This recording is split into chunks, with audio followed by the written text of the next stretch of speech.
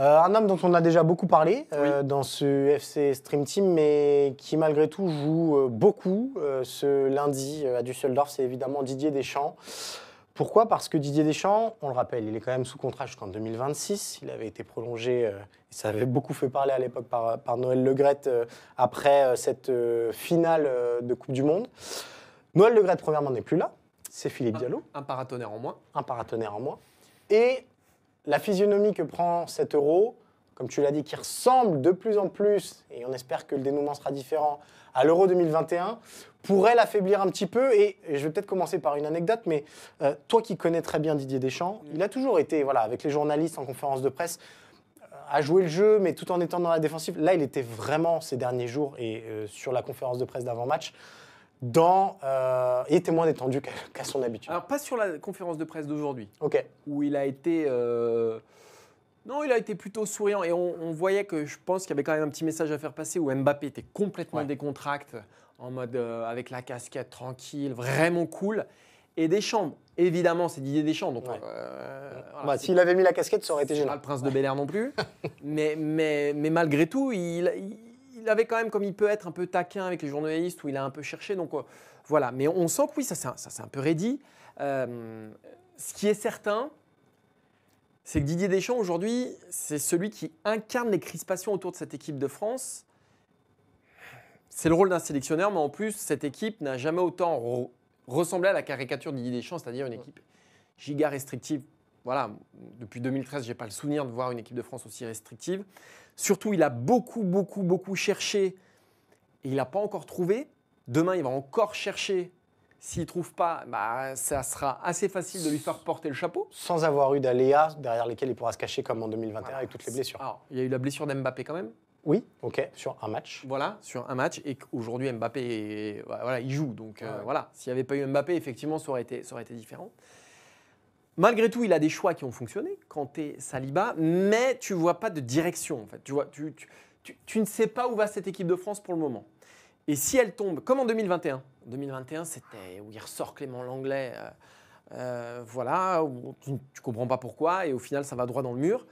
Là, c'est un peu pareil, c'est-à-dire qu'il essaye beaucoup, mais il y a de l'impréparation, comme on l'a dit dans le premier sujet. Et donc, aujourd'hui, il est clair qu'il est responsable, c'est le premier responsable. C'est toujours le cas des sélectionneurs, mais là, encore plus. Derrière, il y a Philippe Diallo qui l'a défendu. Il a dit dans les colonnes de l'équipe que l'élimination en huitième de finale a été considérée par un échec par les observateurs.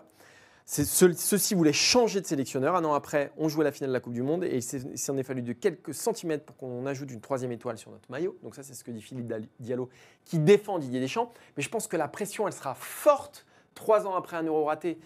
Si l'équipe de France perd encore en huitième de finale, la pression sera très forte. Et puis... Laisse-moi deviner. Et puis, est-ce qu'on ne parlerait pas d'un homme dont les initiales sont ZZ? Ben oui, et puis il Fatalement. y a toujours l'ombre de Zidane. Donc effectivement, s'il veut sauver sa tête, il ferait mieux de ne pas perdre. Après, et je terminerai parce que je suis un peu long, faisons-lui encore confiance. Bien sûr. Huitième de finale face à l'Argentine, s'il tombe, sa tête est mise à prix. Huitième de finale contre l'Irlande en 2016, s'il tombe, sa tête est mise à prix. Pourquoi? Parce que les premiers tours à chaque fois sont nuls. Là, enfin, nul, je suis dur, sont poussifs. Là, c'est pareil. Il sait faire Didier Deschamps. Il sait trouver la solution au bon moment. Ouais, quand il y a l'odeur du sang qui approche, Voilà. il a souvent répondu présent. Et d'ailleurs, je pense que la Suisse, il ne s'attendait pas à ce que le sang soit si proche. Ouais. Et il s'est fait piéger. Je suis assez d'accord avec toi. Il y a quand même malgré tout quelque chose sur lequel il faut aussi insister sur la gestion du groupe. On en a beaucoup parlé dans le FC Stream Team. Certains qui se plaignaient un petit peu de ne pas être suffisamment mis en concurrence, certains qui se plaignaient de justement pas du tout être dans le projet collectif. Didier Deschamps, sur l'année et demie qui vient de s'écouler, il a quand même perdu Hugo Lloris, Steve Mandanda, dont on ne soulignera jamais assez à quel point il était quand même assez influent. Paul Pogba n'était pas là à la Coupe du Monde, certes, mais c'était quand même un de ses relais privilégiés. Et Raphaël Varane, évidemment. Ces 4-là, ils pesaient lourd dans le groupe bleu. Et tu as parlé de Kylian Mbappé qui était très détendu. Cette équipe, plus que jamais, c'est celle de Kylian Mbappé. On sent que les relais que Didier Deschamps avait avant au sein du groupe sont un peu moins influents, aussi parce qu'ils sont un peu moins performants. Giroud, Griezmann. Giroud, Griezmann sont les meilleurs symboles de ça.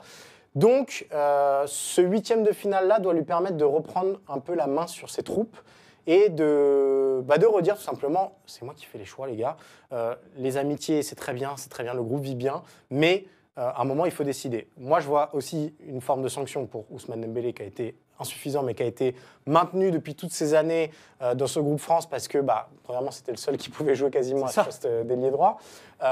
Mais qui fait partie de, de ce noyau dur maintenant du groupe Mbappé, entre guillemets, dans l'équipe de France. Donc, Deschamps joue gros à la fois pour lui, mais à la fois aussi pour son influence avec ses hommes.